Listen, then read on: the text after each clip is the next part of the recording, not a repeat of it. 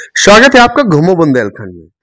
चित्रकूट के साधु संतों के दर्शन के लिए हम आज आपको लेकर आए हैं एक नया वीडियो। जब हम जंगल की यात्रा कर रहे थे तो हमारे मन में चल रहा था कि कौन से संत के आपके दर्शन करवाएं। जब हम पहुंच रहे थे तो हमें एक अचानक से संत मिले। उनका चमत्कारिक वर्णन आप देखकर दंग रह जाएंगे। इसके पहले हमारे चैनल को ज्यादा से ज्यादा सब्सक्राइब जरूर कर दीजिएगा ताकि हर एक चमत्कारिक साधु संतों के दर्शन होते रहे। चित्रकूट की एक पावन धरा पर आप सभी का स्वागत है, अभिनंदन है। आप जरूर आइए चित्रकूट और साधु संतों के दर्शन करिए। एक ऐसे साधु संत जो आपको बताएंगे आपके दिव्य जीवन और आपके चमत्कारिक अनुभव अपने आपके साथ साझा करेंगे। तो हम उन संतों के कुटिया की तरफ प्रवेश कर रहे थे जिनको मोह माया से कोई मतलब नहीं, सिर्फ भजन संध्या भगवान की भक्ति पर लीन रहते हैं।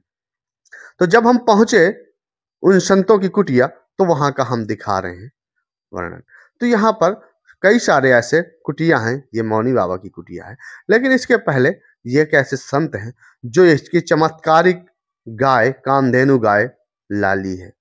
इसका चमत्कार अलग ही है। दिक्कत नहीं, लाली का वर्णन में आप और सबके 10 गुना धन आएंगे और 10 गुना उसकी बुद्धि बढ़ेगी, क्योंकि यह कार्य राम जी का है और किसी मनुष्य ने इसको नहीं बनाया है। किसी मनुष्य ने समुद्र मंथन करके अमृत को नहीं छलकाया है।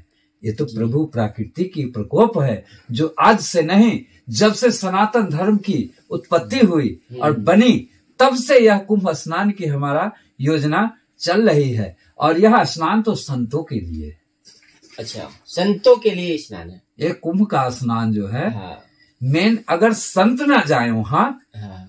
तो फिर हमारी दुनिया के भक्त भी ना जाए। वही तो, इस बात को मानते हैं? हाँ बिल्कुल। अगर संत ना जाए वहाँ हाँ तो भक्त भी तो भक्त भी ना जाए वहाँ। जी जी, ये बात तो बिल्कुल कैसा लग रहा है? अच्छा नहीं लग रहा है? नहीं, सत्य है महाराज जी, है? सत्य है। अगर संत ना वहाँ जाए, एक महीना ना पधारे, हाँ। तो एक महीना भक्तों की वहाँ मेला ना लगे। ना लगे, ठीक है, एक महीने का साल में एक बार मेला लगती है, चाहे महाकुंभ भी था। ऐसे भी तो हमारे माघ महीना में जो है सो हर महीने हर साल वहाँ पे लोग कल्पवास के उद्देश्य से रहते हैं और स्नान करते हैं। 1 महीना 3 दिन 4 दिन बिना कुंभ का भी तो ऐसे माघ महीना में संतों लगाते हैं खालसा। सही नहीं, बिल्कुल महाराज जी। और सारे भारतवर्ष के लोग आके जिनकी जो श्रद्धा है, जैसी श्रद्धा है वैसा अपना स्नान करते हैं कि नहीं करते हैं। और कभी क्यों नहीं जाते इतने भक्त? सही है, बोलिए। नहीं जाते, सालों भर संगम बहती है। तो महाराज जी जो मृत्यु हो गई, हाँ, ये क्यों हो गई? है? परमात्मा के आयोजन में क्यों होता है ऐसा? वो बड़े भाग्यशाली थे जिनकी शरीर छूटा है। लोग क्या नहीं मानते महाराज जी? लोग न माने, कुछ लोग सवाल खड़ा कर रहे हैं सरकार के ऊपर भी, किसी पर सरकार दोष का आयोजन में ऐसा हो किसी गया। पर दोष नहीं लगाना है। हाँ। न सरकार की दोष है, न संतों में कमी है।